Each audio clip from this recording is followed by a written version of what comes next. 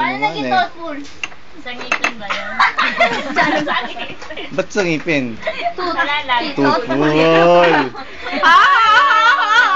Joke pala yun. Kaya ka na tumawa siya. Nakalimutan ka na yung sasabihin ko. O, thoughtful. Game hindi, isipin mo. Ano ba? Wala na tapos natin. Ano pa? Wala na, tanong na.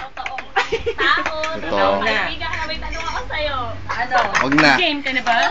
Nagbigay ng number ko kay Kuya ko. Ikaw na! Ano, para yun lang eh. Ako nga. Kaya ka! Ay, ibawiin mo na yung sinabi. Hindi, naghanap kasi silang mga san. O, sabi ko, meron na sila eh. Ikaw na lang yung wala. Buti na lang wala yun. Hindi ako nadamay doon. Oh, bago ka Tapos ka na, Jen? Okay, Dagdagan mo. Oh! Dahil absent siya, ito yung oh. Babasahin ko. Uy, baliktad yan! Ay, baliktad yan. Kaya nga, bali-baliktad eh.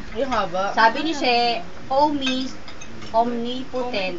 Parang Diyos yun ah. Kasi kahit Omnis. minsan nakakapagod na ang buong araw, andyan ka pa rin para mag-drive.